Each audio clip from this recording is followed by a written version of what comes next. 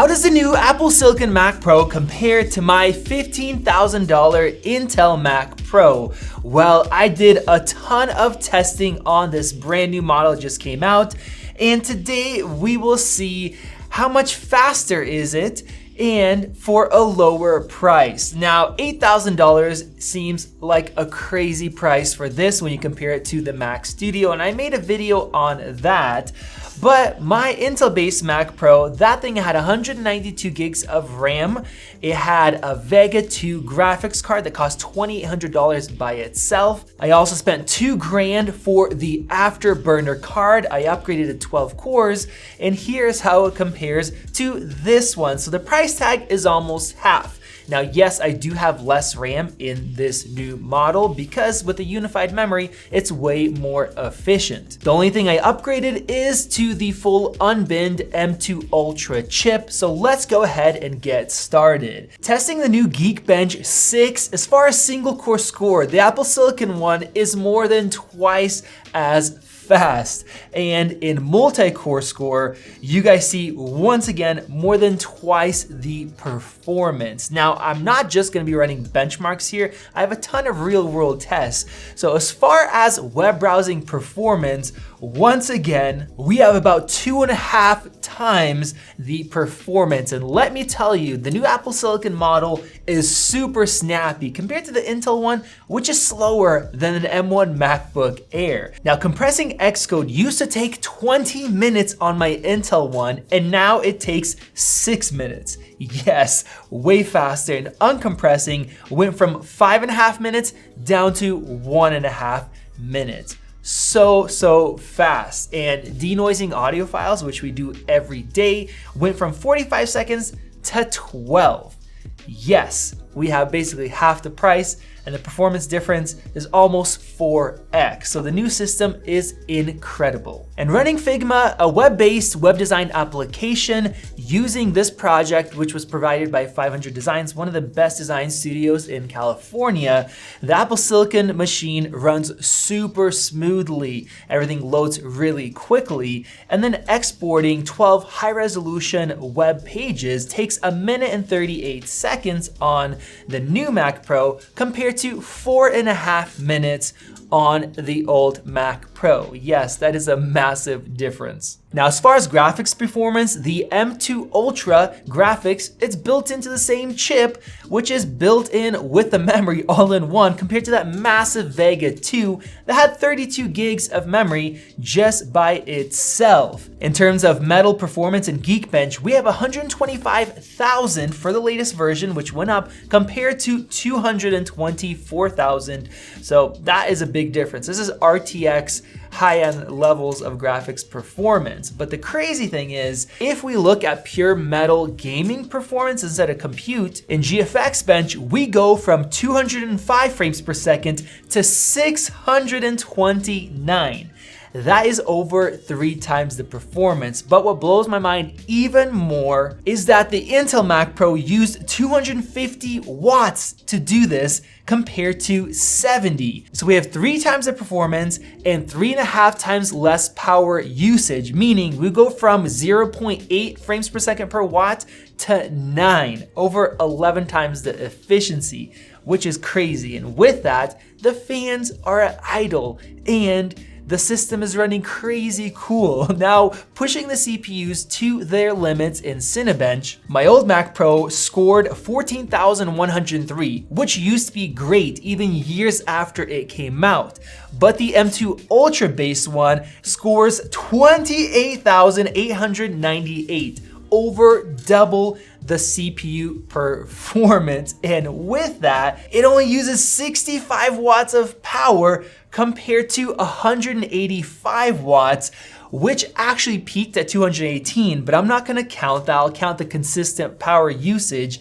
And that means that we get 76 points per watt compared to 444. So Apple Silicon is incredibly efficient. Now, let's talk about heat and fan noise. The system is exactly the same. A massive 40 or so pound system that is crazy good quality. The box is over 32 pounds. I mean, it's insane. And we still have those 3 massive fans in the front. We have another one on the side, and these fans do practically nothing with the new one. Even pushing either CPU or graphics, even both, to their limits, the fans run at idle. Now, previously, the fans would spin up in Cinebench and our temperatures would be around 85 degrees Celsius, compared to now, we're at 76 with the fans completely at the slowest speed possible. It is insane. Now with that, I have to mention that you can get the same M2 Ultra in a Mac Studio, and I did the full CPU comparison previously. If you guys want to watch how that compares with some graphics as well and temperatures, that's a separate video, the link at the end. Now, if you're somebody that codes, running our Xcode benchmark that was designed for us, which is quite tough, the old one was actually quite fast, 125 seconds, but the new Mac Studio took 67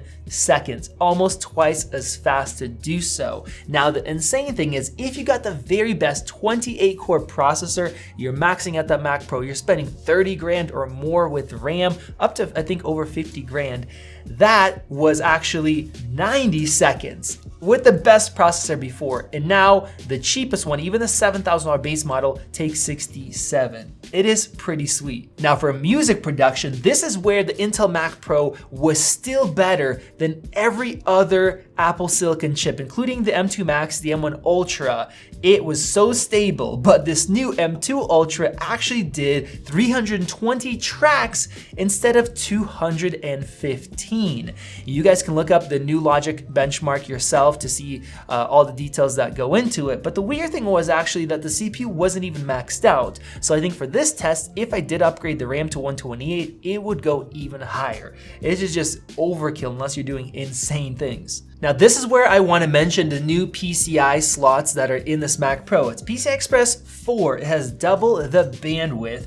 That means that you can put in super fast SSDs. You can also put in audio cards, which is why a lot of people would get a Mac Pro instead of a Mac Studio. And the old one had a bunch of slots. The new one has that as well, but it is pretty much empty out of the box. Now, unfortunately, one thing that a lot of people don't know, and what I found out recently, is that the PCI Express 4 bandwidth is actually split between those different slots. So Apple kind of cheaped out, and even though we have double the bandwidth, overall, if you're putting in a bunch of cards, you have to watch out because it gets cut and it will split in between. And so even if one card doesn't need that many, well, other ones will suffer, and that is a downside with this system. With that, where we used to have RAM, like in my previous one that was upgradable, it is no longer upgradable, but they moved SSDs there where you no longer have airflow.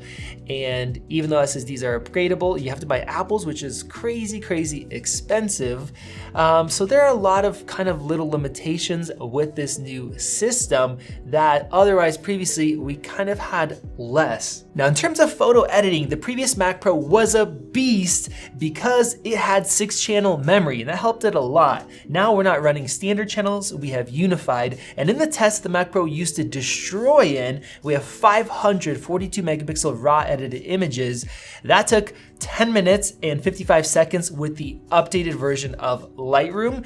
Well, now it takes 3 minutes and 14 seconds. Absolutely insane performance for photo editors. With that, I also tested out Affinity 2, which is very well optimized and built from the ground up for unified memory. And here, in terms of our CPU score, we have over 2.5 times the performance. And in terms of graphics metal score, once again, over 2.5 times the performance, which is crazy because it's pretty much half the price. But what is insane is if you're doing things that use both CPU-based tasks and GPU-based tasks, that is where systems started to struggle. And here we have almost 7 times the performance because this system doesn't slow down that much when it has to switch between both. It is incredible. Now, in terms of Blender 3D rendering, the BMW test was flying, taking just 11 seconds compared to 42, close to 4 times the performance. And then the much tougher Party Tug test, here it took 30 seconds compared to 1 minute and 52. Once again, close to 4 times the performance. And the crazy thing is, Blender is not yet fully optimized for Apple Silicon. They're slowly making improvements, and that is the best that you can get with the Intel version. Now, with that, the memory bandwidth is over 2.5 times compared to what the Intel version can do. So the actual memory speeds and stuff are much faster on the Apple Silicon version. Let's go into video editing, which is the reason why I spent so much money on the Intel model. It was so much faster than anything else that was available. But now, if we look at stabilizing a 1 minute 4K clip, which I do all the time, it literally takes 4 seconds compared to 14. And the crazy thing is, 2 of those seconds is just to start it and finish it. It is insane. And exporting a standard 5-minute 4K project, which a lot of people do, we went from 2.5 minutes down to 42 seconds.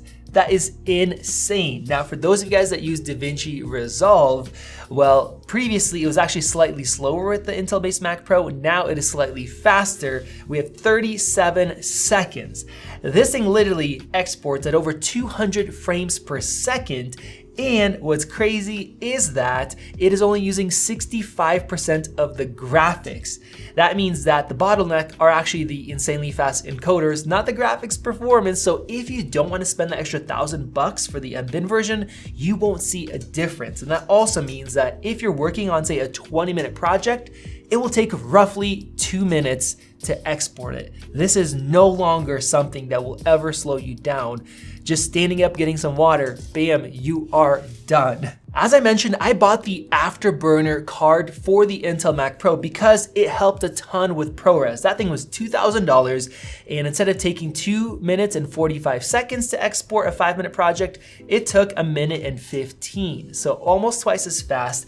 And then when you're editing, it would take that load off the CPU. People loved this $2,000 card, but the M2 Ultra has that built in. And instead of taking 1 minute and 15, it literally takes 32 seconds. You just see it flying through the export as you are watching, and that is included for free. Now, my Intel Mac Pro stuttered with 10-bit 422 footage. It couldn't handle it no matter what. Where the new one, of course, it plays back perfectly smooth. It barely even notices it. And trying to export a 5-minute project previously would take 8 minutes and 21 seconds. Now we're down to 2 minutes and 5 seconds, basically 4 times the performance.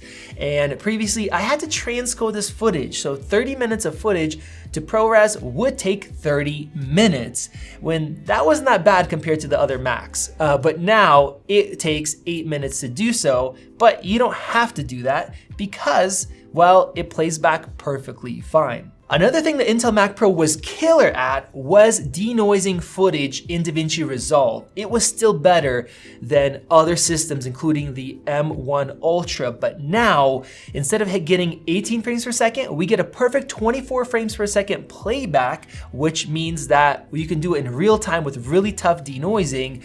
But the crazy thing is, it only used about 80% of the GPU. It wasn't even maxed out like it is for every other system. And that means that you can even do so at 30 frames per second with perfect playback, which blew my mind. I didn't expect it to run so well, and that's thanks to the better memory and the controllers in the M2 Ultra compared to the M1 Ultra. With that, 8K Red Raw plays back perfectly at full resolution on the M2 Ultra Mac Pro, which previously it could not do. It would stutter. You'd have to lower resolution, things like that. But it is amazing that it does so, and exporting this, well, it's almost twice as fast, showing off that graphics performance in this new system that actually scales better than what we see in simple benchmarks. And as far as 8K Canon RAW graded, that also would not play back perfectly, but now it does without any issues. So this new M2 Ultra Mac Pro Well, it is absolutely crazy. Not only is the price tag about half compared to mine, you get way better performance than even the 28 core version with the high-end graphics card. Now, yes, they do have a better graphics card that you would be able to upgrade to later, but the price tags were insane. The performance was better, but not touching this system here for a lot less. And realistically, if I would have got the base $7,000 one, well, the performance would still be very close to what we are seeing here. So the other thing that blows my mind is that the Mac Studio still has this performance in very low temperatures. So if you guys want to see that comparison, it is right over there. And if you guys want to see how the binned M1 Ultra compares to the $1,000 more unbinned, make sure you hit that circle above to subscribe. Let me know your thoughts down below, and I will see you in the next video.